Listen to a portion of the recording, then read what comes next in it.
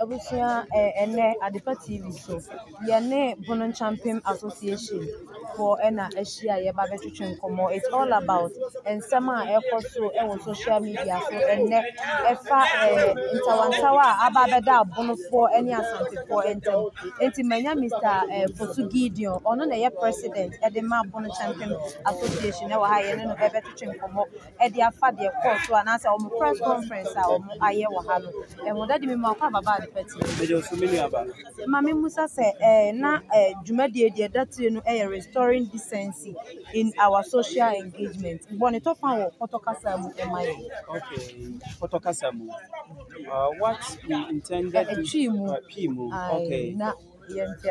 ye kan nyina ne say our center wantawadi a abetoye ne yenua asantefo ntamu. Me ka say yenua because yenuna ye atamfo. Okay. Na ntawantawadi en wo hwa efa mpanyinie ho we kire say meneme so we kire say but obi bia nipa bibire bia nim say akan piesie ne yewura wose ade yo akumfia me o eye techi my mind hene because akan fo hin nyina wone ne dikan betena ha first enti ye kan nokore ne sebe nokore wane atem ese nti binum ante ase ne beye se bebedidi atem nti ye pese saa banta we to ma we na we ato ama we he etwa esan se panyini ba ko pa wa solagina eye yewura ose ade yo osaje for doctor Ajiman Badu wa tuye fo mpem bebre ya ye wo social media so de minim se yenim saa asem he se ma ye nidi atem ampa ohwe bonofo a se de bewo ye he betete ye yie nti kasa twitwie atenie ahoroba ye nya saa de ye he nti yenkoso ne yenka nokre se be ya asumdue kuruwa ye noma no he wonfiri yensam enenne ma yetimi organize saa Jumadi ewe nti kasa himu ye de kokoboko ma ye nuanom se panyina wo fie bi ni wowuram bemfa buo ene anidie emma bempanyimfo na bemfa bi ma amanfo so de na ye hafo enso ye tubefo se de bebu ye wura ose ade ye akomfia me o he saa ne wo hini bi a wo Ghana bemfa saa nidie he emma no se be ya asumdie ebedi hene wo Ghana sebe ya asumdie ebedi hene dadi Mami Musa say akan piesie no ene abonofo eye nokre saa saa pepepe die enti na ma abonofo ene ye anase techimanfo ne ye akan piesie die enti a techimanfo eye akan piesie ne say ye nyina ye ba he ye beka eye voter lake nyachi we ye techimanfo abonofo ni dikan kroso ya bebetena asase yi so na bebe he bane guamfo ne de besi ani de betimi di beso ne betena ha nti ye pede dikan ba ye ka se piesie a wo kire se panyini ne ye bakane nti ye ne ye bakane ne baba ka nyina ye nuanom fantefo befiri ha ne bekoye led by obunumankoma wosono odopajan denchirafo befiri ha baba ka nyina kan nyina Potokasa mbebeka say Akan is the Bono is the cradle of Akan nti saade ye ne ye gina brane say ye kirekire mu na obi se wane ye nya adwena ombe dispute with fact enya atemnie ne ye hwehwe ne he na boa amasumbi aba nti beka se techiman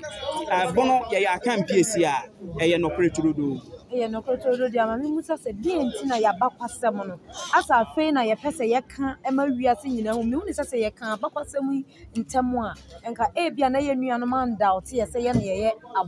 akan mu piesi eye die enti na ya ntumi amma ye ya bakwasem na nkosoro ama eye nuanom ante ase afei na ase ye pese ye kire ya bakwasem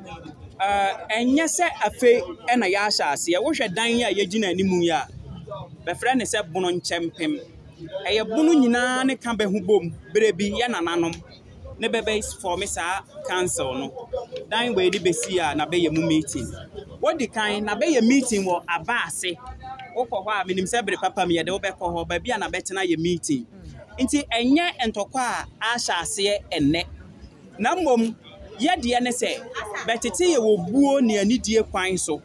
yenya obi a yedi atem se de mekan ye he by na obehwa asa atem he ne ye more esan nokore hinti ti nokore de ye nananom di kan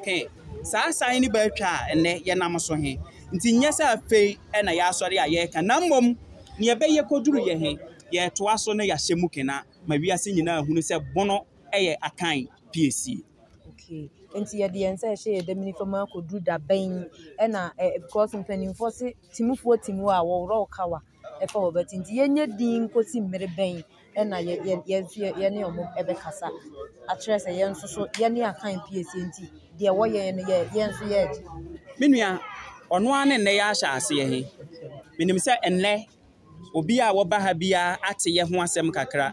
nti enya ade a ye gya ya to ho se de ye nananom hya ase me de dan yi aye reference mfanto ho he ye betoa so aye niema akese nti de mesra Ghana fo nyina ne se honhwe ye enye violence kwan so ana atemdidie kwan so asumdue ne ahobrase ne yadesua kwan so ye de nokore turodo ebeba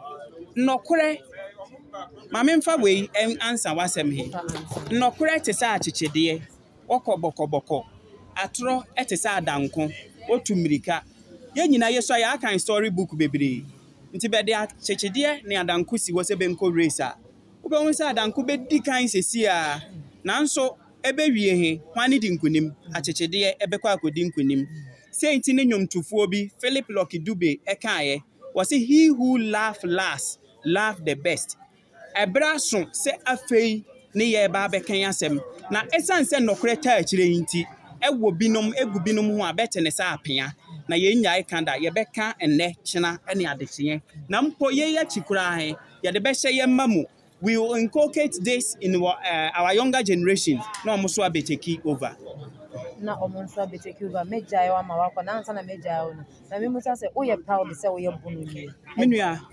eye mede eye mahowa papa because ye free baako ansa yakomienu the ye free mienu akomiensa nti se ye PSC de aye ya abakan nti na Bible mu me ye reference obi panyinnie ho ye nyina nimne esiye nti eye mede se me free ba panyini himu ne me wa hasesia nti mani je pa se me ye bunu ni ba bia me ko bia me kan bono kasa na eye aba benim na sebe mpreduasa benye se bebe sua de he be na be ye se bebe undermine obi ekasa kasa hi nyina mother na say parent ayi kasa he eye bono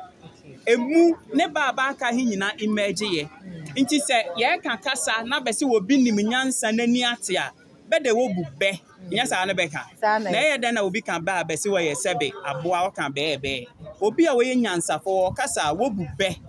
nti ye befo ye gitum ye ni ate ye ni afri nti ni ye ni atema ye kire ye nsem kan no kure the medasi na coming 7 December ye beto aba fa kasa kakra bi katre youth no wakwa president e de ama association to youth ne for kakra bi na efa abato ehu sento kwasem ne de ekeka ho na ye njawo na ko ho in fact asase a ye gina so yi meduru ha na mewra ho esan se ha na election 2020 nipa baako mienu miensa enan enum etuo keka ba se bibimpo ehwere benkwa ewom eye haya ibunu champem hall haya ya besre bede waye bia kaso enkase waye bia toaso ya besre obia no kasa ebefiri nanum ababia he omane nya ne ho tew na nkofa abufo amehye obi mu amana anye ne enwose woye na wowia wa benu ne ho esan se yenkwa ehuhia se nkwa ba akopɛ ekra ahwere yentimi replace biem yentimi mfa mma biem nti amanyosem a ye hi nyina botaye mienu penti ne ye amanyosem number 1 say you be protect life obrenti anka mekom ama ye hu say the social contract theorist provide ade bi say first na wiase hi nyina wo ho a eye sakasaka se minimetimi wa ma to ahye wo so ma abo ma age wo fon woni obetimi mi a nti na sa law and order way na eni ho na ye living in a black society ne sense nti ni wiase nipa nyina ka be hu bom se ma yemfa de bi mra ye frɛ ne governance anasa mamuo ne yenyi yetumi as individual he ne yemfa ndan nipa baako na ono so in returns omo ye ho ban nti ne edikan a nti ye ya amanyosem ye nipa nkwa a ye bebo ho ban political scientists bia bebe witness to the mekan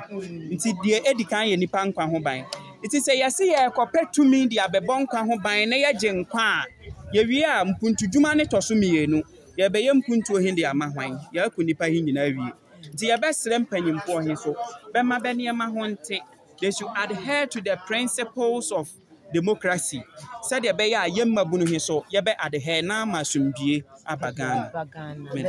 Na me musa se abonfo ye hu te said ye abonfo ye hu kakra we mu te said ye ebinom dwen ana. Enye nokore da. Ghana ha di bia bebre me mmobɔ bibi nti abonfo ne di adimu. Nti ye kokoye nim ye san so sua ade.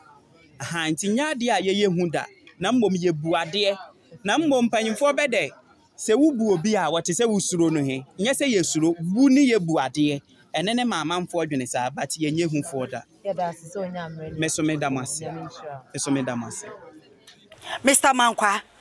me ofase wo say ni sika bane ade awie ni project no eso de bia me ofase ka ma ne wo problem enemre mu na monte tap send nka no so ne de tap send ye easy fast and secured way ubetimi asend sika free amanone aba Ghana bank account and as a mobile money account untia transfer fee bia sa a obeye ne say kire ne say wonko app store na play store on download the tap send app no or download ya ebebusa nso promo code o ma de pet TV nshim obenya